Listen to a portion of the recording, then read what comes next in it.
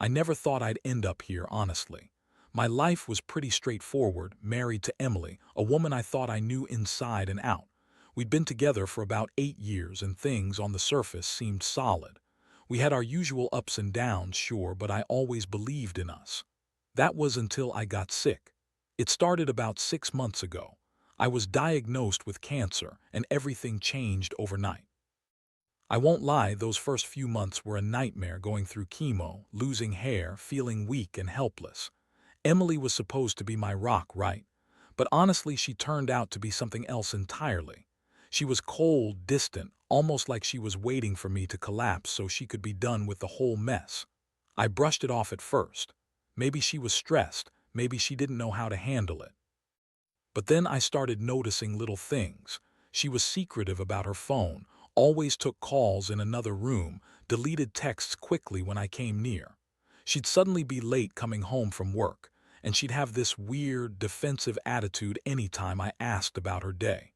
One night, I was lying bed, tired as hell, when I saw her phone light up on the nightstand.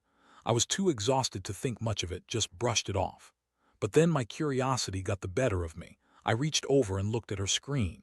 There was a message from her boss, Jason, saying, "Can't wait to see you tonight, babe. Been thinking about last night all day."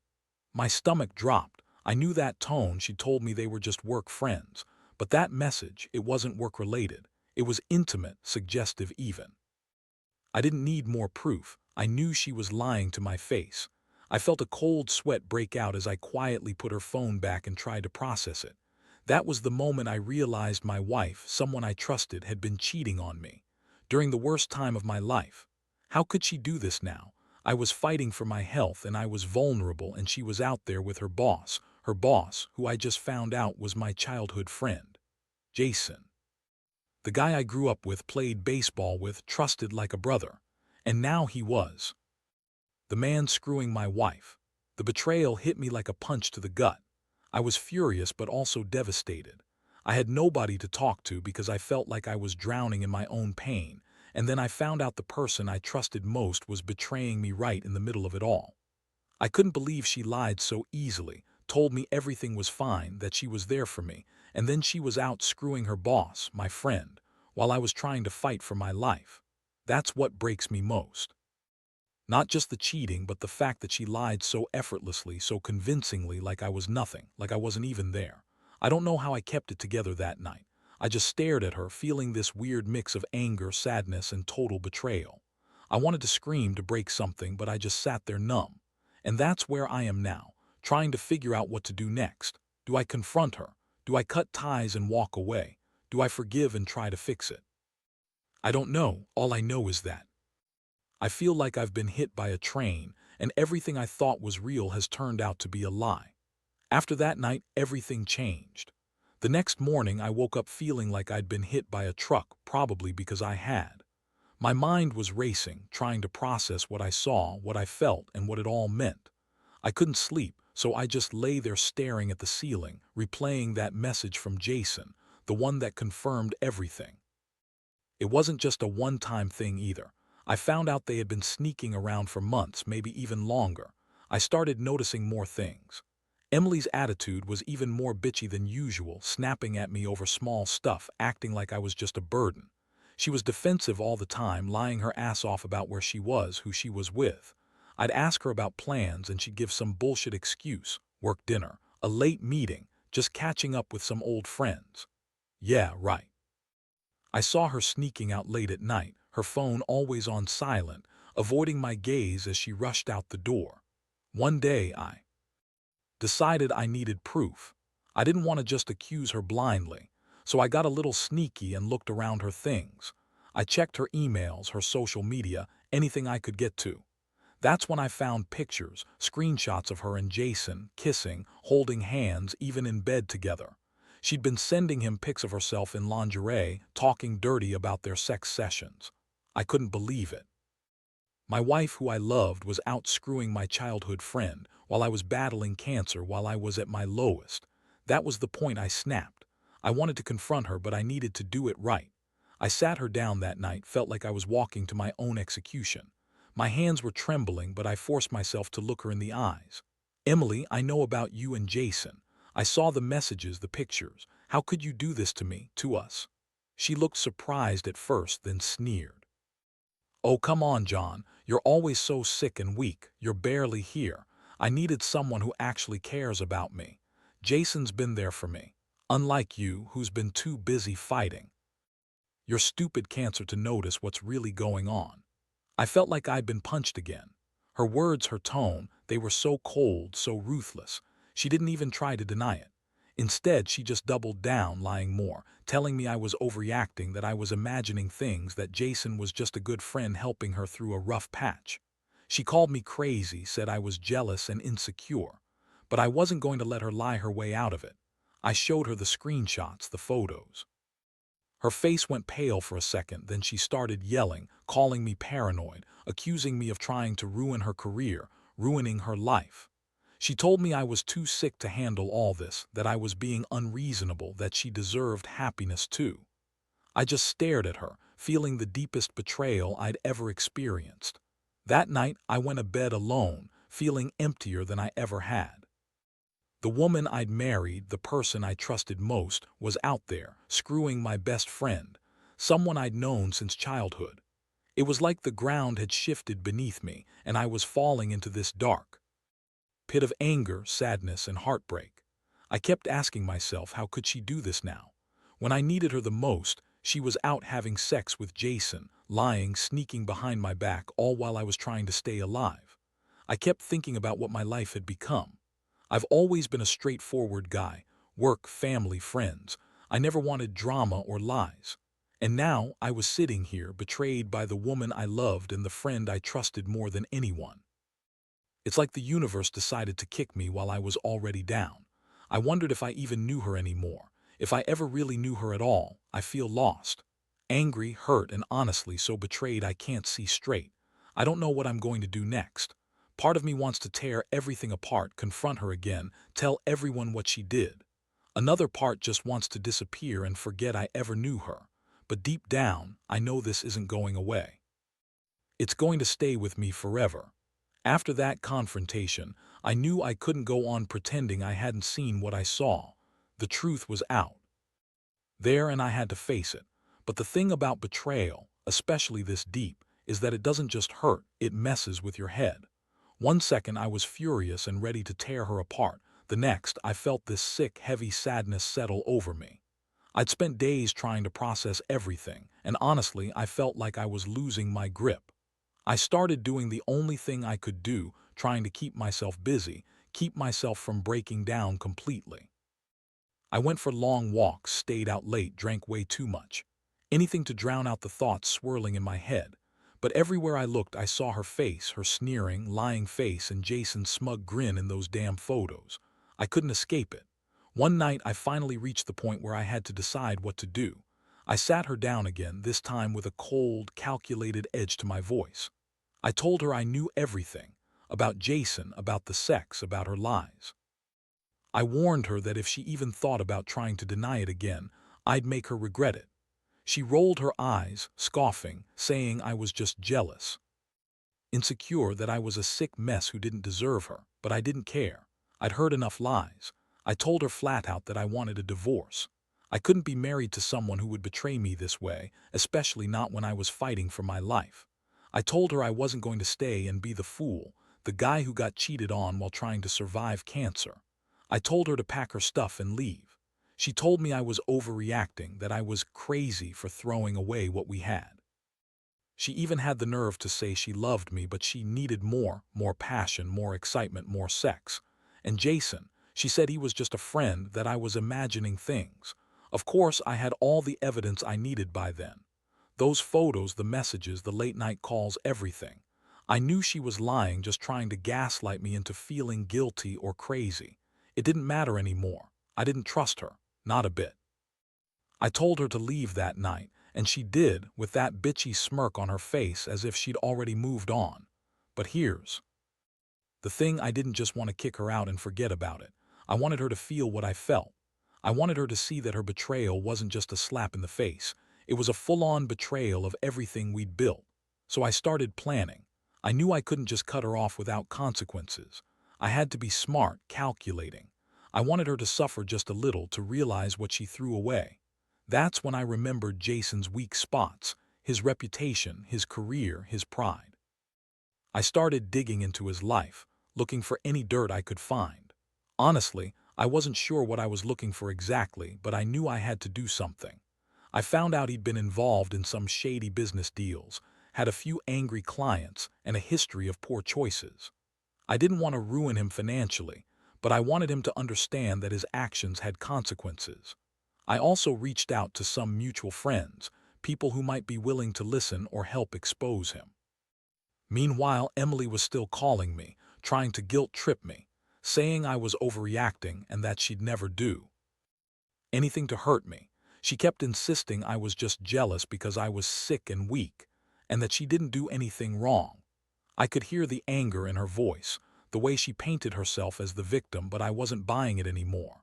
I knew who she was, someone selfish, manipulative, and willing to betray everything we had. I didn't want to just destroy her life, but I wanted her to realize that her actions had real consequences. I wanted her to see that she couldn't keep lying and sneaking around without paying a price. I wasn't a perfect guy, but I was honest. And her betrayal, her fucking betrayal, made me realize I'd been blinded for years.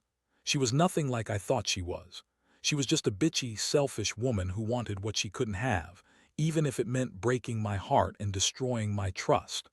Honestly, I'm still trying to figure out what's next. Part of me wants to fight for the marriage, to try and fix what's broken, but another part just wants to walk away and forget her forever. One way or another, I know I'll never look at her the same way again. That's the thing about betrayal, it changes everything. It leaves scars you can't see, and it takes a long time to heal from it. After I made the decision to kick her out, everything moved so fast I barely had time to breathe. I packed her bags myself, feeling a strange mix of numbness and rage.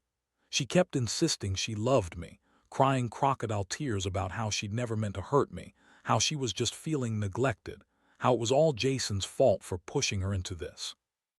But I wasn't buying it, not anymore. I saw her for what she truly was, a manipulative woman who'd lie her way out of any situation. The night she left, she looked at me with that smirk again, like she thought she'd won. "You're just jealous," she hissed, "because I still have my life and you don't. You're too sick to see what's really going on." That's when I realized that for her, this wasn't just about the sex with Jason. It was about control, about making me feel like I was the crazy one, like I was the one who was losing it. She's always been good at lying, at twisting things around to make herself the victim. It's one of her favorite tricks, but I knew better. I knew her lies inside out now. I'd seen her in her worst moments, her real face. I felt the anger building in me, but I also felt the cold resolve to get revenge, not just for the betrayal, but for the way she'd twisted my life during the hardest time I'd ever faced. I started plotting. I wanted her to see what she'd lost, what she'd thrown away. In the following days, I began to put my plan into motion. I reached out to some old contacts, people who owed me favors and wouldn't mind giving Jason a little push in the right direction. I also started digging into his personal and professional life, finding little cracks in his armor. Nothing illegal, just enough to make him uncomfortable, enough to make him realize that he messed with the wrong guy. If I couldn't hurt him directly, I could sure as hell make him feel the pressure. Meanwhile, I kept my distance from Emily. Every time she called or texted, I made sure to be cold, dismissive. I wanted her to understand that I wasn't going to chase her or beg her to stay. The damage was done, and I was done being a fool. I also told some of my closest friends what had happened, people I trusted. I needed support, even if I didn't want to admit how much I was hurting inside. One day, I got a call from a mutual friend who had some info. Turns out Jason was under investigation for some shady financial dealings. Nothing major, but enough for his reputation to take a hit if it ever got out. That was enough for me. I knew I could use this to my advantage without even resorting to outright revenge. I just had to wait for the right moment to push him a little further. The thing is, I've never been a vengeful person by nature. I've always believed in honesty, integrity, and that revenge only makes things worse. But this time, I needed to feel like I was in control again. I needed to make her see that her actions had consequences, so I made sure she knew I was aware of Jason's situation. I didn't tell her everything, but I made sure she felt the pressure and her reaction. She was furious, of course. She accused me of spying on her, of trying to ruin everything. She called me paranoid, insecure, everything I'd already heard. She said I was just jealous because she still looked good and had her perfect life. That's when I realized that her lies weren't going to stop, and I'd have to be smarter about how I handled her. I refused to be the one to fall apart first. Honestly, I don't know how I'm still standing. It's like my world has been turned upside down and I'm just trying to keep my footing. I've lost the woman I loved, the friend I trusted, and even part of myself in this mess. But I refuse to let her or Jason destroy me completely. I'm holding on to what's left of my dignity and trying to figure out what comes next. I know I won't forget this, and part of me is angry enough to never forgive. But I also know I'll survive somehow. The days that followed felt like a blur. I kept my distance from Emily, even though part of me wanted to scream at her, to demand answers, to make her see how much she'd hurt me, but I knew that wouldn't help. Instead, I focused on my plan. I couldn't let her think I was just going to roll over and accept her betrayal. I wanted her to see that I was still in control, that she hadn't broken me yet. I kept gathering information. I reached out to some old friends who owed me favors, people I knew didn't like Jason very much. I didn't want to ruin him outright, at least not yet, but I wanted him to feel the heat. I discovered he'd been involved in some shady business dealings years ago, stuff that could make him vulnerable if the right people found out. I kept that tucked away, knowing I might need it later. I also found out that Jason's reputation was fragile, that his career could blow up if enough people knew what he'd been doing behind the scenes. Meanwhile, Emily kept calling, trying to act like nothing had changed. She'd send messages, fake concern, pretend she was still the same loving wife. But I saw through her bullshit now. Her words were hollow, her tears fake. She was just trying to manipulate me to make me out myself. That's when I decided I'd had enough of her lies. I sent her a message telling her I knew the truth about her affair, about Jason, about everything. I told her I wasn't going to be fooled anymore, that her days of lying were over. Her response was classic Emily, defensive, angry, dismissive. She accused me of spying, of being paranoid, of trying to control her. She told me I was sick for even thinking she'd cheat on me, that I was just jealous because she looked good and was still young. But I knew her tactics now. I knew how she twisted everything around to make herself the victim. I didn't bother replying. There was no point. She was already lost in her own web of lies. What struck me most during all this was how quickly everything fell apart. I'd spent years building a life, a future with her, and in just a few months it was all gone. The woman I loved turned out to be someone I didn't recognize. Selfish, manipulative, willing to betray everything we had for some fleeting sex with her boss. It felt like my entire world was crashing down around me, and I was helpless to stop it, but I wasn't going to let her get away with it. I had to keep my dignity, even if it meant losing her forever. I started thinking about what I needed to do for myself, getting stronger, focusing on my health, rebuilding what was left of my life. I realized that I'd been giving her too much power for too long. She thought she could just cheat and lie and still have me wrapped around her finger. Well, she was wrong. I wasn't going to be a victim anymore. I also started to reach out to some of my other friends, people I trusted to keep my secret but also to help me get through this. I told them everything, about her cheating, about Jason, about how I felt. Surprisingly, I found that I wasn't alone. Some people had been through similar things and they told me to stay strong, to stand up for myself. That betrayal cuts deep, but it doesn't have to break you entirely. I've been thinking a lot about what I want next. Honestly, part of me still hopes she'll come back, that she'll realize what she lost. But deep down, I know that's probably never going to happen. She's proven who she really is now. That's the hardest truth of all. She betrayed me when I was most vulnerable, and I don't know if I can ever forgive that. But I can decide to move on, to rebuild my life, and to never let a person like her hurt me again. It's not easy. Not by a long shot. Every day feels like a battle between anger and sadness, between wanting to forgive and wanting to forget. But I know I have to keep going.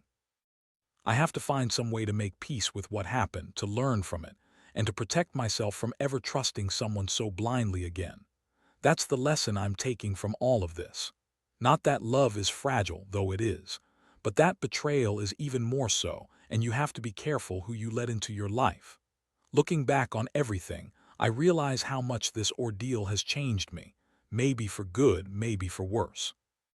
I used to think love was about trust, about leaning on someone when life got tough. But now I see it's also about knowing when to walk away, when to protect yourself from the ones who betray you. Emily's betrayal wasn't just about the sex or the lies. It was about a fundamental lack of respect, of loyalty, of decency. It opened my eyes to how fragile even the strongest relationships can be when tested by lies and selfishness. I've learned that revenge isn't about destroying someone's life for the sake of revenge. It's about reclaiming your dignity, about making sure the people who hurt you understand that their actions have consequences, without losing yourself in anger or hatred. I didn't want to become someone bitter, but I also refused to be a doormat. So I played it smart, kept my distance from her, and let her see that I was still standing, still here, still me. That doesn't mean I don't hurt. I do. Every day, I wake up with this gnawing ache in my chest that won't go away. I still wonder how someone I loved could do this to me, how Jason, my childhood friend, could betray me like that. But I also know I can't change what happened. All I can do is decide what I do next. I choose to focus on myself, on healing, on rebuilding my life one step at a time. The reality is that I'm stronger than I thought I was. This betrayal, as painful as it's been, has shown me my own resilience. I may have lost Emily, but I gained clarity. I see now that I don't need someone who lies, cheats, and manipulates. I need to be honest with myself about what I want and deserve. I'm not perfect and I've made mistakes, but I won't let this define me. I will heal, I will move on, and someday I'll find someone who truly values me, not just when I'm at my lowest, but all the time. To anyone out there who's been betrayed, by a partner, a friend, anyone, you have to remember that you're worth more than the lies they tell you.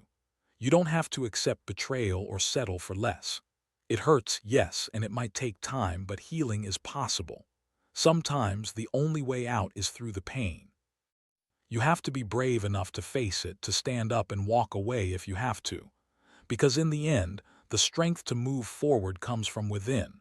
I don't know what the future holds for me. Maybe I'll be alone for a while, maybe I'll find someone better someday. But I do know one thing, I will never let anyone treat me like I'm nothing. Not again.